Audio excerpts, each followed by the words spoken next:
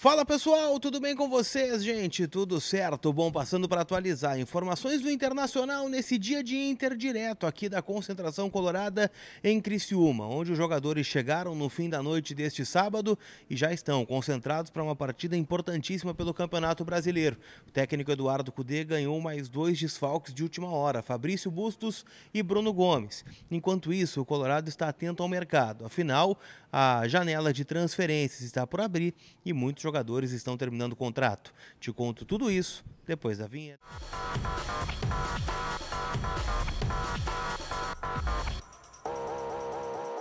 Tudo bem, gente? Vamos trocar uma ideia. Então, vocês já estão vendo, né? Um cenário diferente aqui no Hotel da Concentração Colorada em Criciúma, onde eu falo neste momento, né? Afinal, neste domingo tem Internacional e Criciúma, ou melhor dizendo, né? Criciúma e Internacional jogam pelo Brasileirão. O Colorado, né? Tentando se recuperar da derrota para a equipe do Atlético Mineiro, sofrida na última quarta-feira aqui mesmo, né? No Heriberto Rios em Criciúma, naquele que foi o último jogo, né? Do Internacional como mandante jogando longe do Beira-Rio. O Beira-Rio volta no próximo dia 7. Mas o frio é o mesmo do Rio Grande do Sul, né? Frio do caramba aqui em Criciúma e é um frio gostoso, né? Para que você passe lá na Arcadama Store, a loja do Homem Moderno, que fica em Gravataí, né? Na Major Ismael Alves, onde você consegue encontrar todas as marcas aí, né?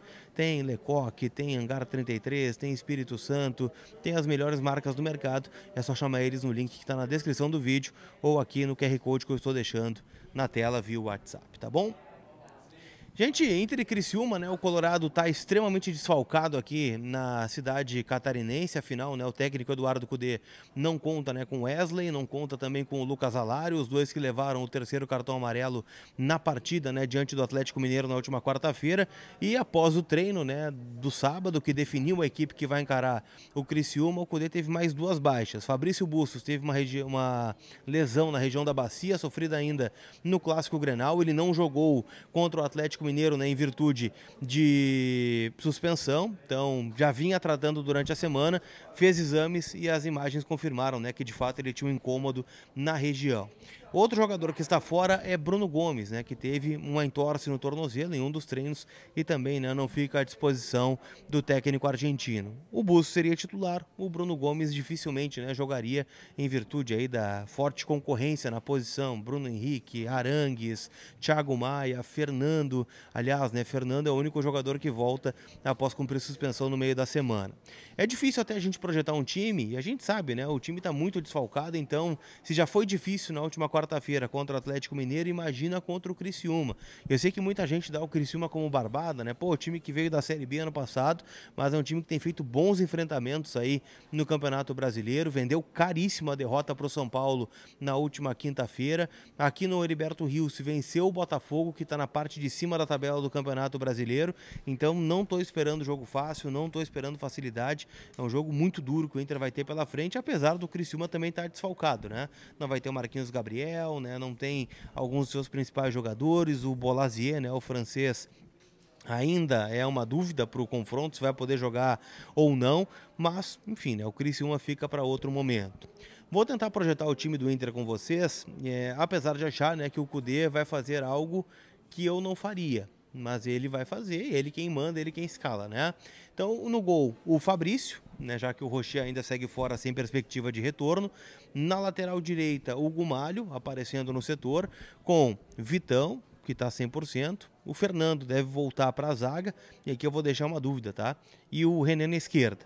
Eu não descartaria o Robert Renan como zagueiro ao lado do Vitão, a mesma dupla, né, que jogou contra o Atlético Mineiro, e o Fernando abrindo esse meio campo com o Thiago Maia, algo muito parecido que ele fez contra o Galo, só que era Rômulo e Maia, então daqui a pouco pode ser Fernando e Thiago Maia, né, dando uma sustentação para o meio, e aí liberando Bruno Henrique para ser um meia de articulação, ou o Arangues. O Cudê revelou na última coletiva que o Arangues ainda não reúne as melhores condições de jogo, vem de um incômodo no tornozelo que vem fazendo com que ele não esteja 100% nos últimos jogos, então estou apostando no Bruno Henrique. Do outro lado, acho que o Johan joga, né? Ele que tem sido escolhido aí pelo Cudê em vários momentos.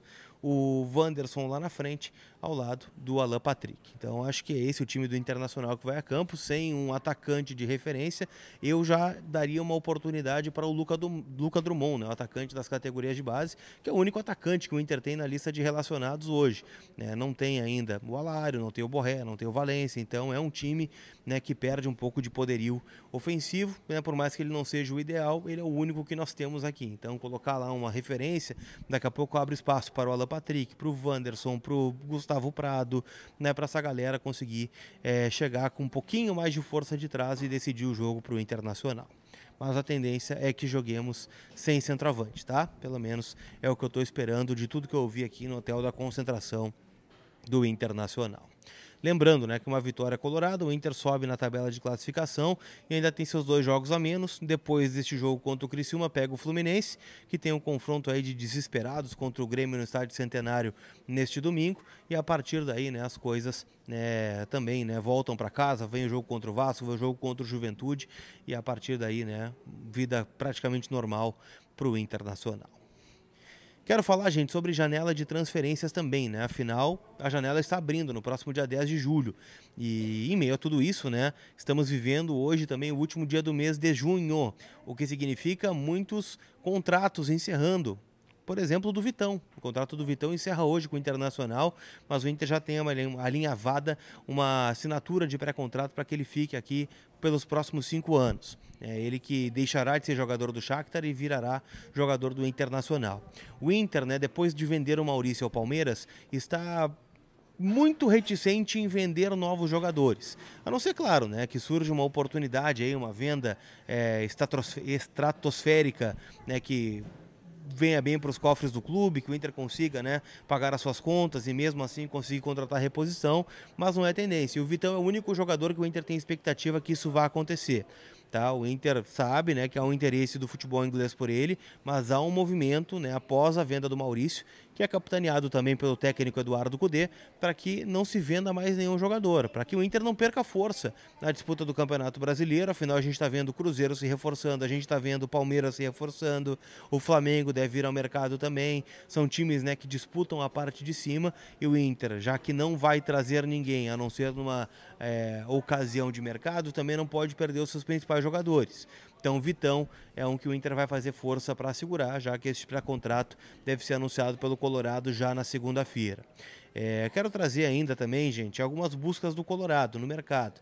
Como eu disse, né, o Cudê revelou na última entrevista coletiva após a derrota para o Galo que a venda do Maurício também foi oportuna nesse sentido, né, de que o clube precisava, em virtude, né, do seu problema financeiro, que já não é de hoje, né, que foi agravado aí pela questão das enchentes. O Colorado, né, está tentando algumas negociações de ocasião. Vou citar, por exemplo, o zagueiro André Ramalho.